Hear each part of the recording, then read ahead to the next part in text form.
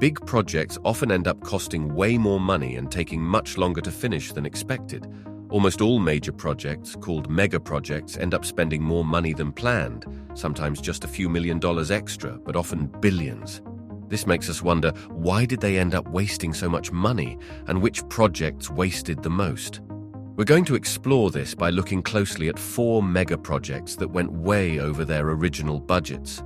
First up is one of the most well-known buildings globally, and get this, it ended up being 14 times more expensive than they initially thought it would be. Number 4, the Sydney Opera House in Australia. Situated along the Sydney Harbour, the Sydney Opera House is a defining icon of the city.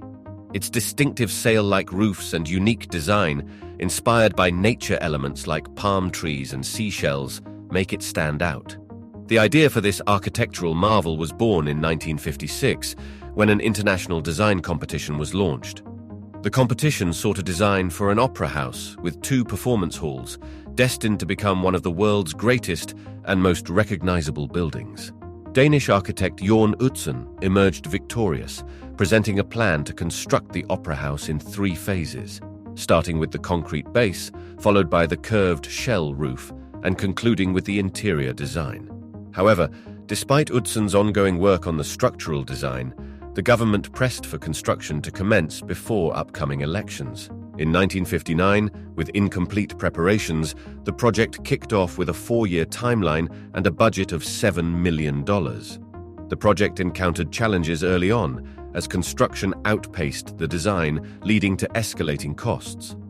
A decision to expand the Opera House to 4 theatres instead of the initially planned 2, coupled with flawed stability reports about the site, necessitated the rebuilding of inadequate foundations. As a result, by the intended completion date, only the concrete base was in place. For Phase 2, Utzon envisioned a roof adorned with shells covered in ceramic tiles. However, the precise shape of the shells was still undecided, and casting them proved costly and problematic. 7 years into the project, costs had soared to $22 million, 3 times the initial budget. While Utzon eventually resolved the design challenges, concerns about cost overruns heightened, leading to increased scrutiny from a change in government. The new Minister of Public Works, Davis Hughes, withheld funding, demanding proof of work before releasing payments. Utzon, unable to pay his staff, threatened resignation. Eventually, in a tense exchange, Utzon declared his resignation and Hughes accepted it. Following Utzon's departure, a panel of Australian architects, appointed by Minister Hughes, completed the opera house based on Utzon's design. 3 years later, the roof was finished, incorporating the unique shell structure and over 1 million specially designed ceramic tiles. The project's budget had soared to $85 million, and with additional costs for interior design, the total expenditure reached $102 million, over 14 times the initial plan. Despite the budget overruns, the Sydney Opera House became an immediate success upon completion. Within 2 years, the government recouped its construction expenses. Although Utzon wasn't recognized at the time, he received the prestigious Pritzker Prize in 2003, and his creation was already being compared to some of the world's most impressive landmarks. The Opera House has since become a vital national building, not just architecturally but also economically, contributing significantly to tourism, with annual revenues surpassing $1 billion. Today, after over 5 decades since its opening, the Sydney Opera House stands as a celebrated achievement, and the initial budget overruns are seldom mentioned. Utzon is celebrated globally, and the Opera House continues to be a profitable and influential structure, unlike the next project on our list. Number 3, the Montreal Olympic Stadium in Canada. The 1976 Summer Olympics in Montreal brought the city a lot of attention, some memorable moments and huge debts that took more than 3 decades to repay. Montreal won the opportunity to host the Olympics in 1970, when the city was doing well economically, and hosting the Games was considered a major achievement. Mayor Jean Drapeau proudly declared that these Olympics would be the first to cover their own costs, confidently stating, "The Olympics can no more run a deficit than a man can have a baby." However, history proved him wrong. Drapeau initially estimated the cost of hosting the Games at a modest $120 million. A significant portion of this budget, 60%, was allocated to the construction of the Grand Olympic Stadium, nicknamed the Big O, which would be the centerpiece of the event. The stadium's design, envisioned by French architect Roger Talibert, included a massive dome and a retractable roof suspended from a 175-meter-tall tower. Despite the ambitious plans, the budget set by the mayor was insufficient, and the costs skyrocketed further when the prices of raw materials tripled after the 1971 oil shock. Instead of compromising on the design, the budget constraints were ignored, leading to heavy criticism and increased costs even before construction began.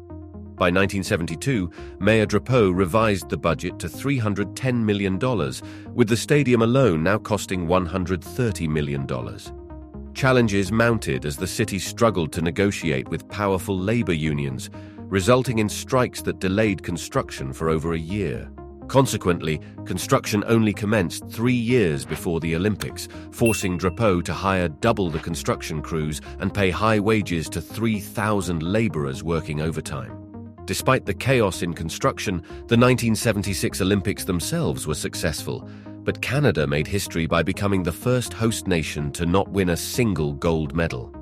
However, the aftermath of the Games posed a more significant challenge for Montreal.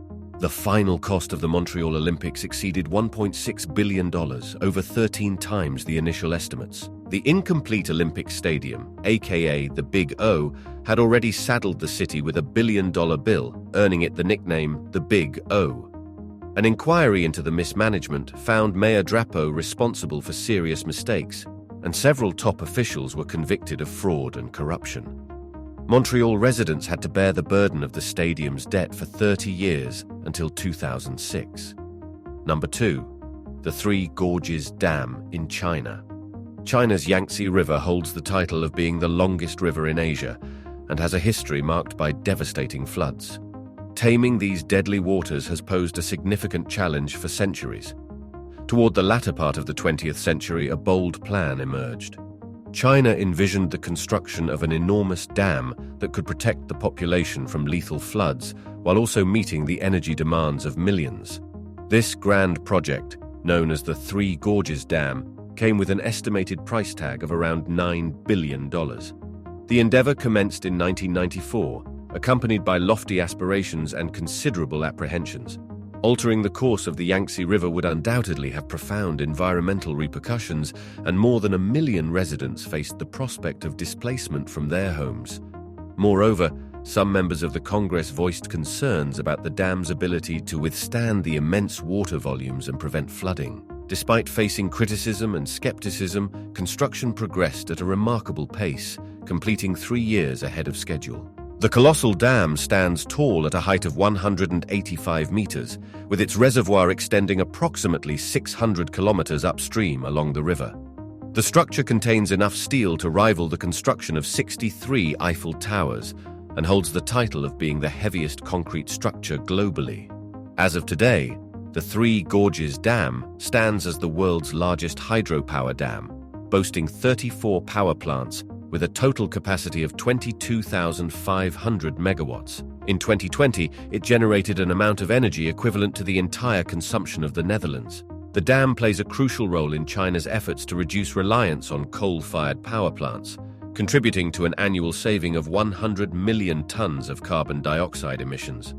Despite successfully fulfilling its construction objectives, the costs associated with the Three Gorges Dam escalated significantly over the years. Official estimates put the total cost at over $37 billion, surpassing the initial projection by fourfold. While some of this increase can be attributed to inflation, a substantial portion, more than $10 billion, was allocated to relocating approximately 1.3 million residents, along with addressing challenges such as landslides, water pollution, and other environmental damages. Yet, the primary concerns surrounding the Three Gorges Dam extend beyond budget overruns. Persistent worries regarding the dam's structural integrity have existed since its inception. The heightened frequency of earthquakes in the region has fueled fears of a catastrophic event that could compromise the dam's stability. Additionally, concerns have arisen about the reservoir's capacity, particularly highlighted in 2020 when the dam had to release water multiple times during intense rainfall, causing record-level flooding downstream. Although China has invested a staggering $28 billion more than initially anticipated in the Three Gorges Dam, it remains a considerable distance away from the final mega-project on our list. Number 1. UK's high-speed 2 railway. Britain's train tracks are really old, from the 1800s, and they're super busy. Trains are often crowded and don't run on time, especially on the West Coast Main Line. People have been complaining about this for a long time and saying we need a better train system. In 2009, the government decided to listen and came up with a plan to build a super-fast train called High Speed 2, or HS2. HS2 would be like a big Y shape across the country, connecting cities like London, Birmingham, Manchester, Leeds, Edinburgh, and Glasgow. It would be really fast, faster than any other train in the world, and carry a lot of people. But building HS2 turned out to be really complicated and expensive. The original plan said it would cost about $37 billion, but that was way too low. By 2013, they realized it would actually cost around $67 billion, and even that wasn't enough. The real cost kept going up because they didn't plan things properly. They didn't know enough about the land they were building on, and they had to keep changing the plans. By 2015, the cost had gone up to $85 billion, and some people thought it might go even higher. People started to say maybe HS2 wasn't worth it. But then the government did a review in 2019 and said it was too late to stop. They had already spent over $12 billion, and if they stopped now, it would be a waste. The review said HS2 would be good for the country in the long run, even though it was costing a lot of money. But they still had to make some changes to save money. They decided to cut back on some parts of the project and change the plans for the later phases. Construction started in 2020, but it's taking longer than they thought. It won't be finished until at least 2029, maybe even 2033. In November 2021, they made more changes to the plans. They decided to get rid of part of the project altogether. Some people think HS2 will be worth it in the end, but others aren't so sure. It's already one of the most expensive projects of the century. What do you think? Are big projects like this worth the money? Can you think of any other projects that went way over budget? Let us know in the comments. And don't forget to like and subscribe to our channel for more updates.